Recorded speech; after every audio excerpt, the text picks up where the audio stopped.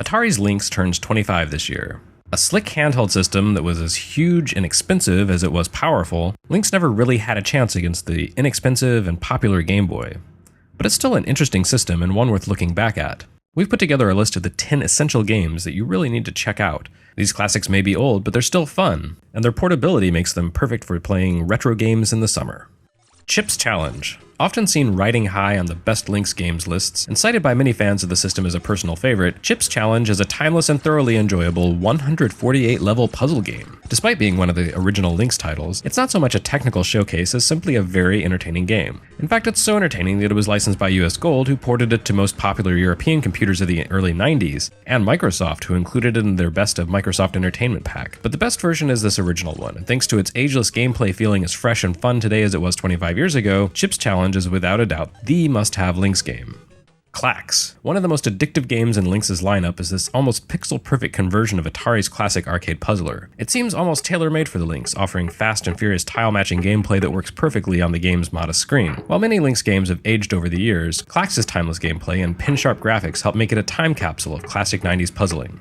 Lemmings. One of the most widely ported games of all time, including the obscure FM Towns, the Philips CDI, and even Texas Instruments calculators, Lemmings on Lynx is actually one of the best versions of the game. While the Lemmings sprites are small, the game is incredibly detailed and works surprisingly well on Lynx's fairly meager 160 by 102 pixel screen. The controls are precise and the fast and intuitive menus make it a joy to play, which is why it's such a popular game among Lynx aficionados.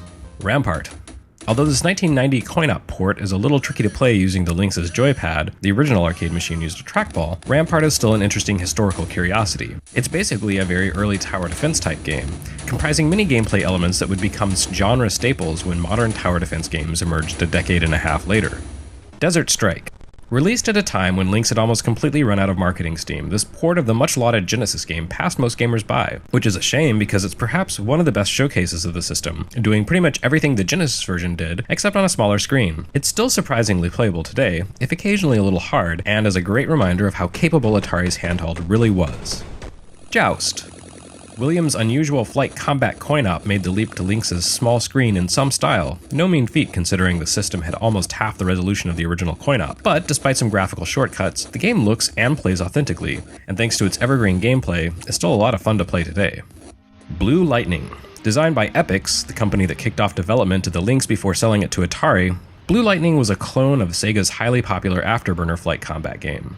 A period technical tour de force, it showcased Lynx's ability to deliver Mode-style 7 graphical effects a year before Super Nintendo hit the scene. Although Blue Thunder feels a little ropey by today's standards, back in 1989 it was lauded by critics as a considerable technical achievement, and it helped cement Lynx's cutting-edge credibility.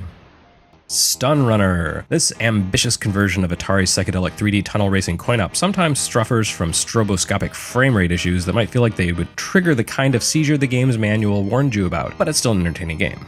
What makes it historically interesting is that it's a good example of how early 90s sprite scaling tech was used to deliver 3D gaming experiences. It certainly looks crude by today's standards, but this was top tech for its time, especially considering it ran on a handheld. Hydra. Hydra is difficult to play and quite hideous looking, but it's also typical of its era. It's a racing game that apes the sprite scaling technique used by mid to late 80s coin-ops like Outrun and Space Harrier to deliver a fast-moving 3D experience. This graphical style was soon made obsolete by upcoming consoles packing 3D chipsets, but before that happened, this is what 3D gaming was all about. Hydra, if nothing else, makes a good example of how far we've come. TODD'S Adventures in Slime World. The most interesting aspect of Slime World is that it uses the Lynx's multiplayer networking mode to enable up to 8 players to engage in simultaneous combat. That's no mean feat for any game in 1992, least of all one on a handheld. However, due to the spaghetti-wired impracticality of 8 hardwired Lynx systems, few players ever got the chance to check this feature out. Instead, most played it as a single-player game, enjoying its side-scrolling Metroidvania-style gameplay long before that term became a common phrase. Particularly notable is Slime World's auto-mapping system that hinted at larger areas to explore that the player had to figure out how to access, a game mechanic that wasn't particularly common at the time. Although Slime World is a challenging game, its well-thought-out platforming adventure gameplay makes it a firm favorite amongst Lynx players. For USGamer.net, I'm Jeremy Parrish. Special thanks to Jazz Rignall and Mike Williams for help with this one. Keep reading and watching US Gamer to see more old people talk about old video games.